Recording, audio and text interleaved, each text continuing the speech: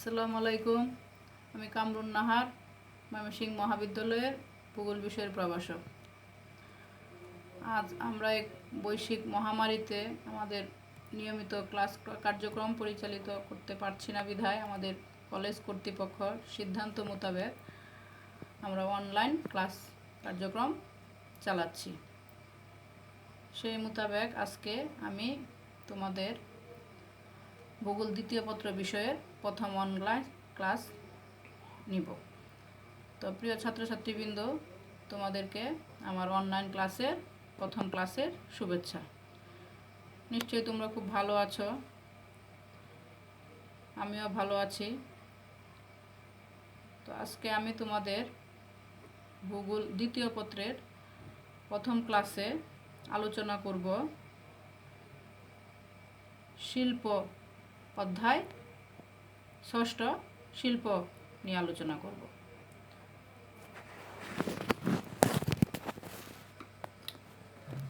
তোমরা খুব মনোযোগ সহকারে ক্লাস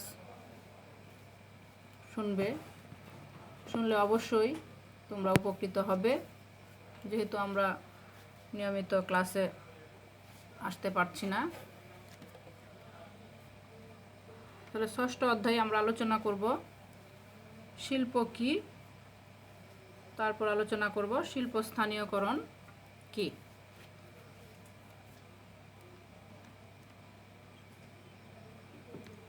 শিল্প কি?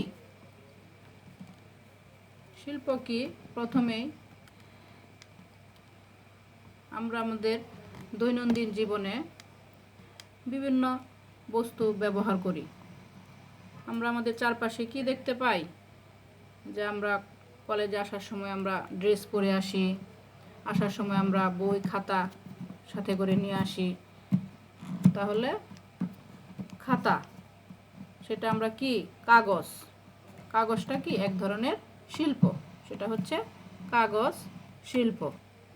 তারপর ড্রেস পরিধান করে আসি, ড্রেসটা হচ্ছে পোশাক, সেটা হচ্ছে পোশাক শিল্প। এভাবে আমরা আমাদের চারপাশে যে বিভিন্ন ধরনের বস্তু দেখতে পাই, সেই বস্তুগুলা বিভিন্ন শিল্পের মাধ্যমে আমরা সেটা পেয়ে থাকি। তো শিল্প কি? শিল্প কি সেটা আলোচনা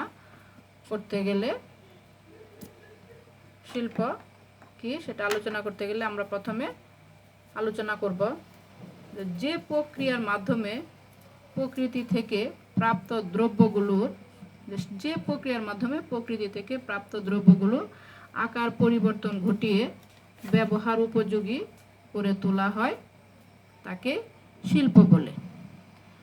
আমরা প্রকৃতিতে দেখতে পাই তুলা, একটা বস্তু। তো তুলা থেকে প্রথমে কি হয়? সুতা তৈরি হয়। তারপর সুতা থেকে সেটাকে বিভিন্ন প্রক্রিয়ার মাধ্যমে আকার পরিবর্তন করে আমরা তুলা থেকে সুতা এবং সুতা থেকে আকার পরিবর্তন ঘটিয়ে বস্ত্র তৈরি করে এটাকে ব্যবহার উপযোগী করি, ফলে বস্ত্র শিল্প গড়ে ওঠে। এটাও এক ধরনের শিল্প, বস্ত্র শিল্প। অর্থাৎ কাঁচামালকে তৈরি পণ্য দ্রব্যে রূপান্তরিত করার নামই হচ্ছে শিল্প। আর শিল্পটা হচ্ছে একটা দ্বিতীয় পর্যায়ের অর্থনৈতিক কর্মকাণ্ড। যে কোনো দেশের অর্থনৈতিক উন্নতির জন্য শিল্প খুবই গুরুত্বপূর্ণ। আমরা বিশ্বের দিকে যখন দেখতে পাই যে পৃথিবীর যেসব দেশ বেশি উন্নত, তারা শিল্পে উন্নত। শিল্পোন্নত দেশে বিভিন্ন ধরনের শিল্পের কারণে তারা শিল্পোন্নত দেশে পরিণত হয়েছে। শিল্পোন্নত দেশে শিল্প উন্নত বলে তাদের জীবনযাত্রার মানও উন্নত। পৃথিবীর বিভিন্ন দেশে বিভিন্ন ধরনের শিল্পের প্রসার ঘটেছে। যেমন বাংলাদেশে পোশাক শিল্প,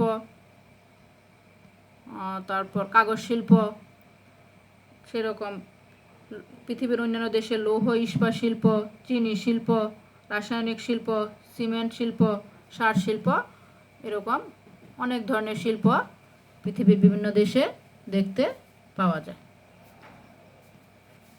শিল্প কি তারপরে আমরা আলোচনা করব শিল্প স্থানীয়করণ কি। শিল্প স্থানীয়করণ কি, আমরা শিল্প থেকেই শিল্প স্থানীয়করণ কথাটি এসেছে। শিল্প স্থানীয়করণ হলো কোনো নির্দিষ্ট অঞ্চলে একই প্রকার বা সমজাতীয় অনেকগুলো শিল্প কারখানা গড়ে উঠলে তাকে শিল্প স্থানীয়করণ, শিল্পের স্থানীয়করণ বলে। সাধারণত অনেকগুলো অনুকূল অবস্থা বা পরিবেশের কারণে কোনো অঞ্চলে শিল্পের স্থানীয়করণ ঘটে।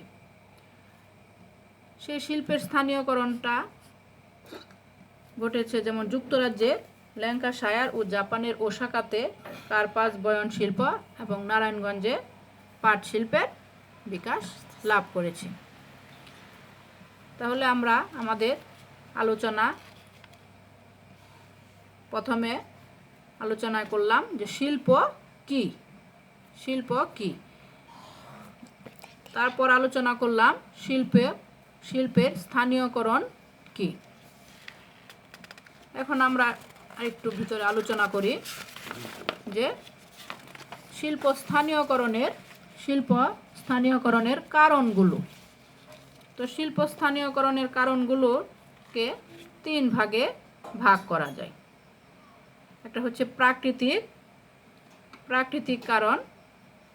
প্রাকৃতিক কারণের আবার কিছু পয়েন্ট আসবে, সেই পয়েন্টগুলো আমি লিখে দিচ্ছি, তোমরা একটু ভালোভাবে খেয়াল করবে। যে প্রাকৃতিক কারণ আছে 1 নম্বর কাঁচামাল।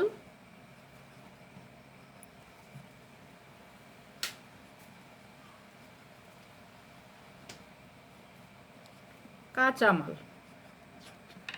2 নম্বর প্রাকৃতিক কারণ হচ্ছে শক্তি সম্পদ।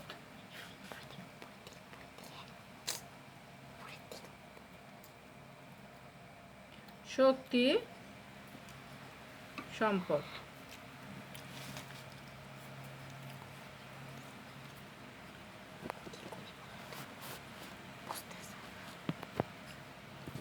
3 নাম্বার হচ্ছে জলবায়ু।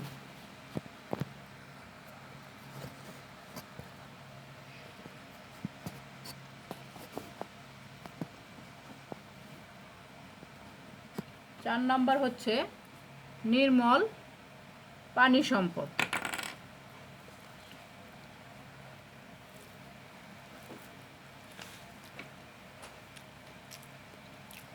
নির্মল, তোমরা একটু পয়েন্টগুলা লক্ষ্য করবে, নির্মল পানি সম্পদ।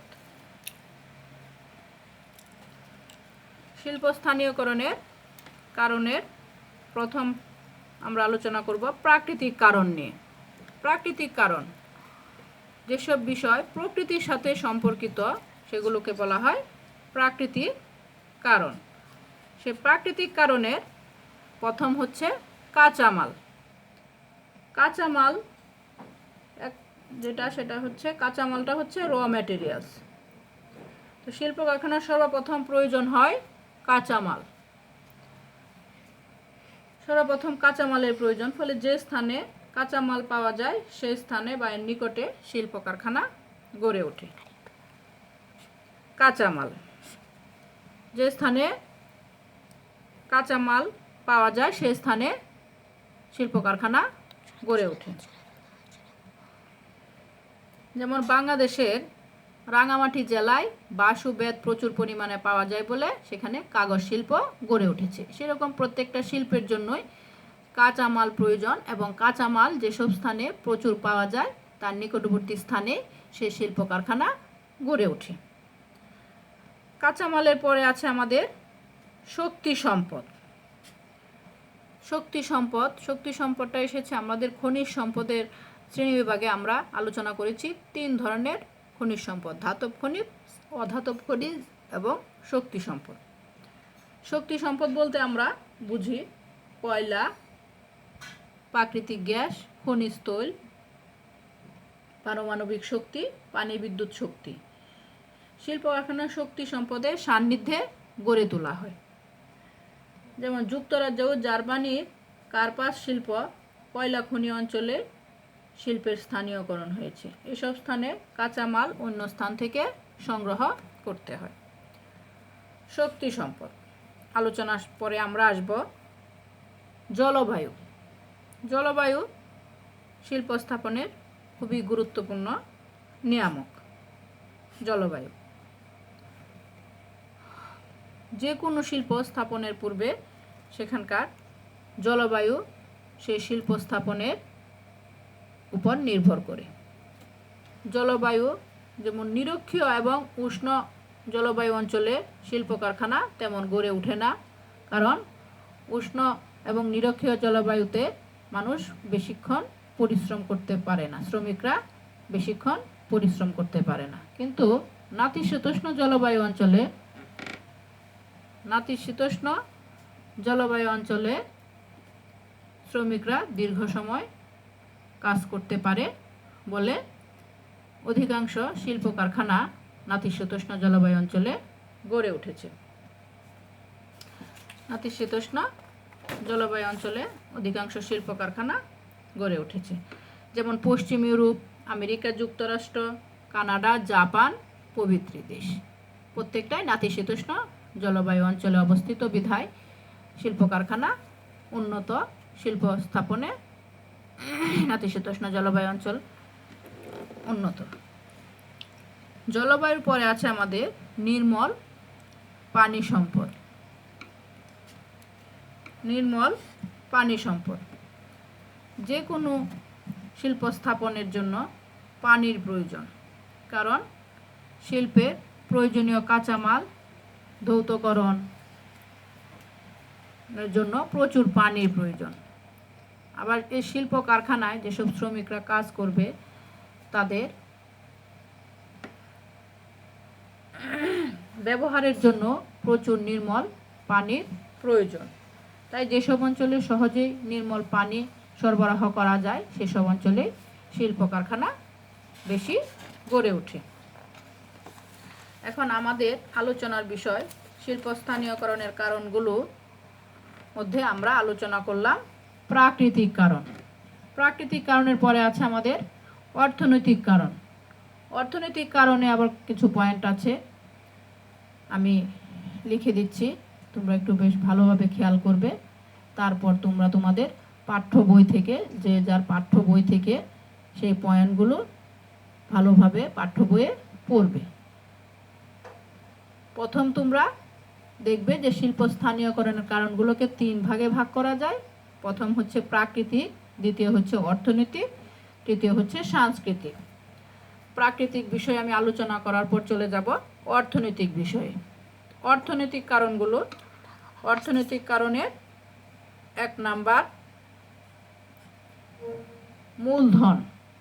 মূলধন তোমরা একটু ভালোভাবে লক্ষ্য করবে, মূলধন অর্থনৈতিক কারণ। তারপর আসবে শ্রমিক, মূলধন, শ্রমিক। শ্রমিকের পরে আসবে বাজার।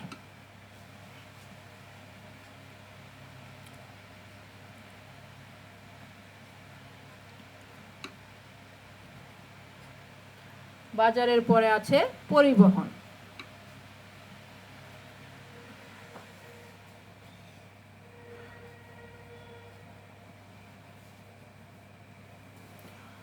মূলধন। তো আমরা প্রথমে অর্থনৈতিক কারণের প্রথম আছে মূলধন। মূলধন যে কোনো শিল্প স্থাপনের ক্ষেত্রে মূলধন অর্থনৈতিক নিয়ামকের প্রথম মূলধন প্রয়োজন। কারণ মূলধন ছাড়া শিল্পের কাঁচামাল, শ্রমিকের মজুরি, প্রথমত ভূমির প্রয়োজন, সেই ভূমি ক্রয় করতে প্রচুর মূলধনের প্রয়োজন। শিল্প স্থাপনের জন্য সেই মূলধন নিয়ে প্রথমে আমাকে সেই আলোচনার বিষয়ে মূলধন আলোচনা করতে হবে, কারণ অর্থনৈতিক বিষয়ের মধ্যে মূলধনটা হচ্ছে সর্বপ্রথম প্রয়োজন। মূলধনের পরে আছে শ্রমিক। শিল্প স্থাপনের সময় যেখানে সুলভে দক্ষ শ্রমিক পাওয়া যায়, মানে কম মজুরিতে শ্রমিক পাওয়া যায়, সেরকম স্থানে শ্রমিক পাওয়া যায় সেরকম স্থানে শিল্প স্থাপন করা হয়। শ্রমিকের পরে আছে বাজার। বাজার যে কোনো পণ্যদ্রব্য উৎপাদন করার পর সেই পণ্যদ্রব্য বিক্রয় প্রয়োজন। বিক্রয়ের জন্য আমাকে শিল্প কারখানায় উৎপাদিত দ্রব্য বাজারে নিয়ে যেতে হবে। তো বাজারের কাছাকাছি শিল্প কারখানা স্থাপন করা হয় যেন খুব সহজেই সেই পণ্যদ্রব্য বাজারে প্রেরণ করতে পারে। বাজারের পরে আমাদের আছে পরিবহন ব্যবস্থা। পরিবহন ব্যবস্থা অবশ্যই উন্নত পরিবহন ব্যবস্থা থাকতে হবে, কারণ শিল্পের কাঁচামাল শিল্প স্থানে নিয়ে আসতে হবে, আবার শিল্পজাত দ্রব্য বাজারে নেওয়ার জন্য উন্নত পরিবহন ব্যবস্থার প্রয়োজন।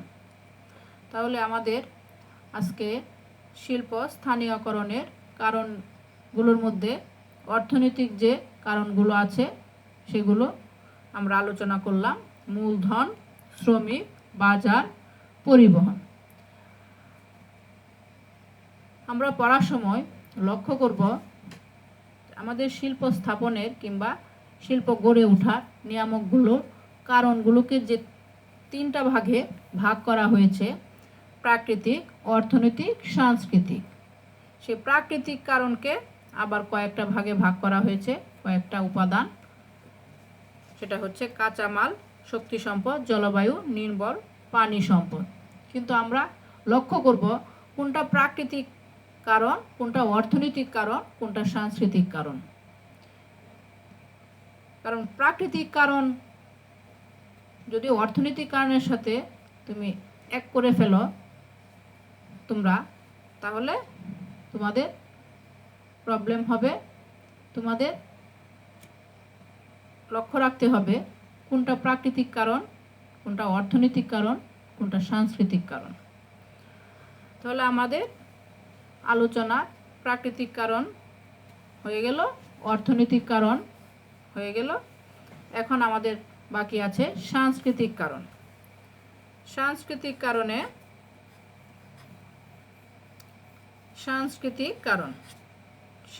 কারণে একটা হচ্ছে সরকারি নীতি।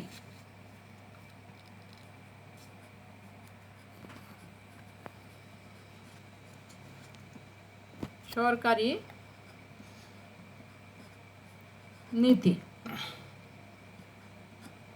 2 নম্বর হচ্ছে রাজনৈতিক অবস্থা।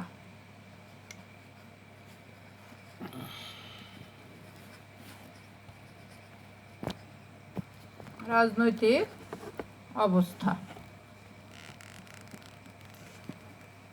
সরকারি নীতি। সরকারি